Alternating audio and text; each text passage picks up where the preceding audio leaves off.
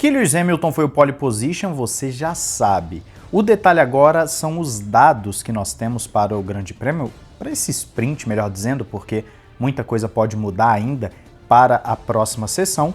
E temos um dado muito curioso que eu quero que você preste atenção agora. Olá, amigo do Ressaca Motor, seja bem-vindo a mais um vídeo. Eu sou o Matheus Pucci, então vamos começar com o seguinte. Eu vou começar do final, ao invés de ir para aquilo que a gente está mais acostumado do ritmo de corrida. Você vai reparar na tabelinha que está aparecendo aí que não tem o ritmo de corrida da Ferrari, não tem o long run da Ferrari, inclusive está até escrito ali em cima que não houve da Ferrari. Isso aqui chamou bastante a atenção de todo mundo, porque em tese você espera que a equipe aproveite o único treino livre que tem para poder ver o seu ritmo de corrida.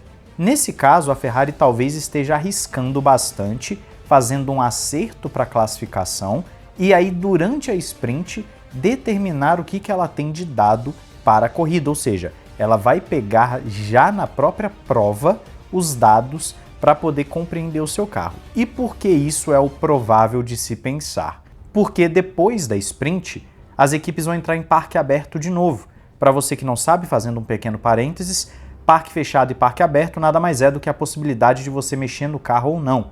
No parque fechado, você tem que deixar aquela configuração que foi estabelecida até o início da classificação. E no parque aberto você pode alterar depois livremente o carro, mexer em configurações mais robustas para poder melhorar, enfim, aí modificar o carro da sua melhor maneira. Como a Ferrari vai ter somente agora a sprint, a corrida sprint, para entender o seu carro no sentido de ritmo de corrida, então é provável, é lógico pensar que quando terminar a corrida sprint, ela vai reconfigurar o seu carro pensando na corrida de domingo. E aí, possivelmente, teremos uma Ferrari com outro ritmo na classificação. Isso tudo num campo teórico. A gente não sabe se a Ferrari vai necessariamente mexer no carro e a gente não sabe se necessariamente também ela vai melhorar o carro, piorar o carro, se o carro vai continuar bom de qualifying ou não. Tudo isso é hipótese, é hipotético. A gente está aqui conjecturando em cima de uma lógica, já que a Ferrari não fez simulação de corrida nem com Hamilton, nem com Charles Leclerc, o que é muito estranho. De qualquer forma, você tem aqui nesses long runs alguns resultados curiosos, como por exemplo o Alonso tendo uma média boa, mas ele fez poucas voltas, você tem o Russell também fazendo boas voltas, você tem o Norris, você vê que a variação do Lando Norris é bem baixa nas suas voltas, muito baixa mesmo, enquanto o Ocon também teve uma variação muito baixa nas suas voltas, o Piastri também teve uma variação muito baixa, na verdade o Piastri teve uma variação até menor que a do Lando Norris. Então, se você exclui os outliers, que são aqueles dados, vamos dizer, fora da curva, aí você já tem o Lando Norris andando muito bem, você já tem o George Russell também andando bem, enfim, você tem toda essa questão. O ritmo de corrida, então, ficou um pouquinho estranho, ficou um pouquinho embolado justamente por ser uma sessão atípica. Você vê que o Verstappen já ficou mais para trás e, a princípio, parece que ele estava numa configuração de motor mais branda. Ou então ele estava com mais combustível na sua simulação, o que é possível também.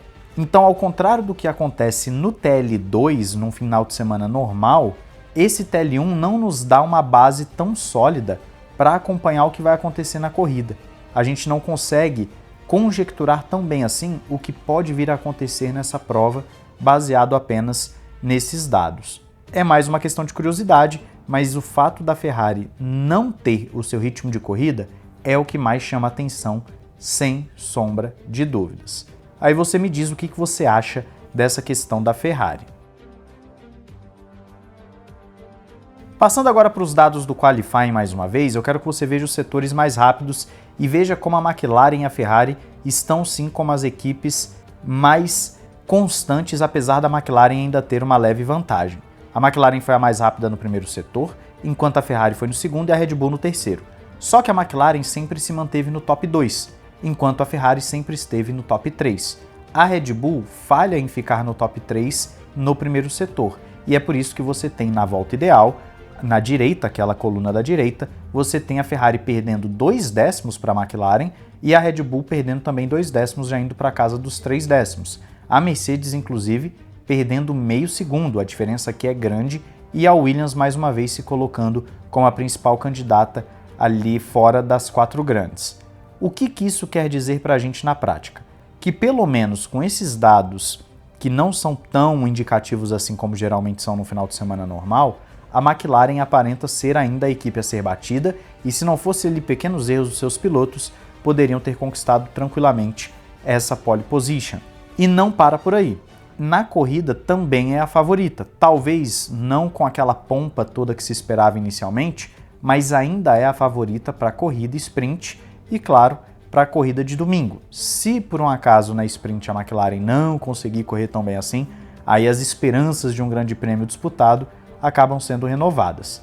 Mas agora, no momento, é o que nós temos nesse cenário das quatro grandes. A Mercedes muito atrás, a Red Bull vindo ali como terceira força, e você tem a Ferrari como segunda e a McLaren como primeira, que é mais ou menos aquilo que a gente já esperava no início do ano, só que a Austrália acabou sendo uma corrida um tanto quanto atípica. E aqui também, antes de ir para a parte principal, quero passar para vocês como está aparentemente a relação de acerto de cada carro. Você vê que a McLaren está com mais downforce do que as suas rivais diretas e a Mercedes é a que tem o menor drag no seu carro. E a eficiência está muito próxima ali em termos de eficiência em Red Bull e Ferrari. Só que, como a McLaren aparentemente está com menos velocidade de reta, isso pode ser um trunfo para a Red Bull e para a Ferrari no que diz respeito à ultrapassagem no DRS ou até mesmo uma defesa, e pode ser também um ponto fraco para essas duas equipes no gerenciamento de pneus, que a McLaren, como bem vimos, pelo visto fez um esquema nos freios em que está conseguindo um excelente gerenciamento, conseguindo não somente manter os seus pneus bem aquecidos, mas também num desgaste menor, então eles conseguem andar por mais tempo num bom ritmo do que os seus rivais diretos. Isso pode ser crucial na corrida. E na sprint, em que todo mundo vai acelerar do início ao fim, possivelmente veremos uma McLaren mais para o final da corrida, tendo uma vantagem de pneus. Vamos ver se é isso mesmo que vai acontecer. Eu quero que você preste atenção no que nós vamos ver aqui como sendo a telemetria da melhor volta de Max Verstappen e de Lewis Hamilton, ou seja, dos dois primeiros no qualifying. Eu quero ver aqui com você onde cada um ganhou e veja aqui no mapinha de início, ficou até bem parelho, com o Hamilton tendo vantagem em algumas curvas, o Verstappen nas acelerações, então a gente consegue ter uma leve ideia do que está rolando aqui. Quando você vem para a relação de delta, o Verstappen só ficou à frente do Hamilton no iniciozinho da volta, em que ele chega a abrir aqui coisa de 4 centésimos, muito parelho ainda, né, os dois, mas o Verstappen abriu um pouquinho. Depois disso, o Hamilton vai abrindo bastante e se você olhar bem, sempre nas frenagens, no ápice das frenagens, o Hamilton abria mais, na casa aí dos seus 2 décimos mais ou menos. Chegou a abrir 3 décimos para o Verstappen mais para o final da volta, principalmente nesse trecho aqui, ó, que você vê no mapinha, né, no final do retão, quando eles fazem aquela curva mais lenta, e o Verstappen conseguiu tirar bastante nesse último trecho, tanto é que você vê que fica muito mais azulzinho daqui em diante, o Hamilton ganha só numa pequena parte, né, aqui ó, fica tudo azulzinho, o Hamilton ganha numa pequena parte, e aí o Verstappen diminui esses 3 décimos para algo próximo ali de 1 centésimo, praticamente nada, né, os dois passaram quase juntos na linha de chegada. Quando olhamos a questão da aceleração, você vê que o Verstappen, nesse trecho em específico, ele perde muito, ele chega a ficar com a aceleração no zero, nesse trecho em específico aqui de alta velocidade, que é uma curvinha que no videogame a gente tende a errar, né? Você já deve ter errado muito nessa curva aqui no videogame, essa sequência vindo de esquerda rápida, direita rápida e depois uma leve frenagem para esquerda de novo.